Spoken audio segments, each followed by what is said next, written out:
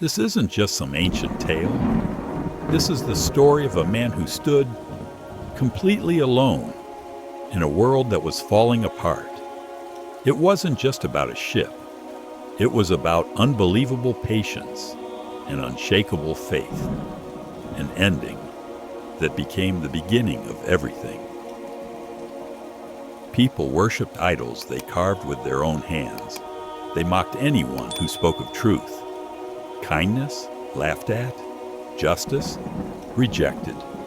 Their hearts were blind, and their souls were lost. But in the middle of all this darkness, God chose one man, a simple man. His name was Noah. Call his people back to the truth. Bring them back to the light. Noah wasn't asking for fame, money, or control. Just faith, just repentance, just justice. But what did the people do? They laughed. They insulted him. They said, "You? A prophet? You've totally lost it." Day after day, they mocked. Year after year, they turned away. But Noah kept going because his strength wasn't from the people. It was from God. 950 years. Think about that. Generation after generation. Noah kept speaking. He called out in public. He whispered in private. He cried. He prayed. He hoped. But only a few believed. Most people kept laughing. Still, Noah never gave up because his strength wasn't from the people. It was from God. Long before the ark came the trees. God told Noah, "Plant trees." So he did, for 100 years. He planted, watered, watched them grow. Imagine that level of patience, planting wood for a ship that no one believed in. But this was divine planning, a mercy before the storm. Then came the next command. Build the ark under our eyes, with our guidance. And Noah was not alone. Angel Gabriel was sent by God.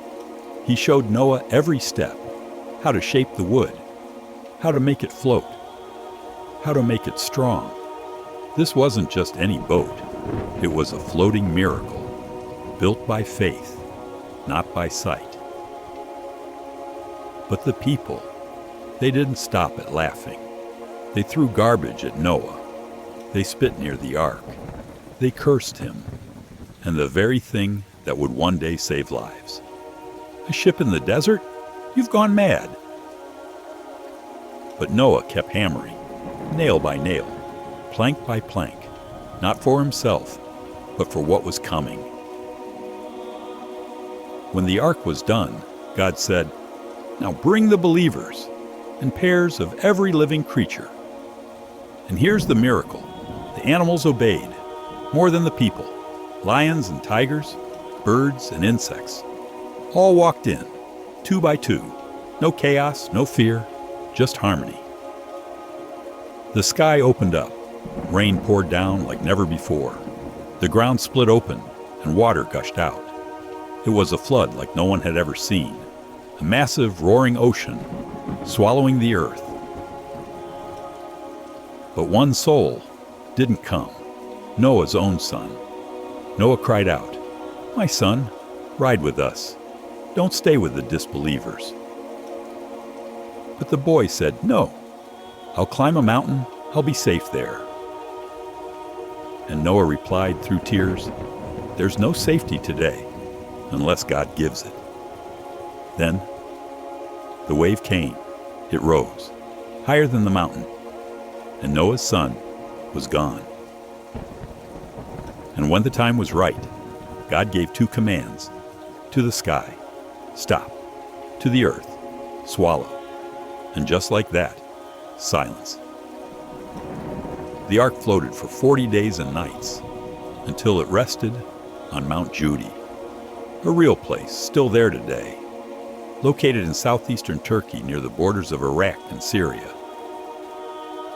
The waters receded, the clouds cleared, and earth started over. From Noah's sons, Shem, Ham, and Japheth, humanity would grow again. That's why he's called the second father of mankind. Everything started again, from faith, from patience, from one man who never gave up. This story isn't just history, it's a wake-up call. Noah didn't build that ark in one day. He planted trees for 100 years. He built for decades. He watched his own son drown. But he never lost faith. So ask yourself, if everyone around you mocked your belief, would you still hold on? If you had to wait 950 years for results, would you still try?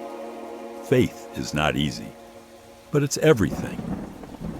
If this story moved your heart, don't let it stop with you. Share it, like it, subscribe.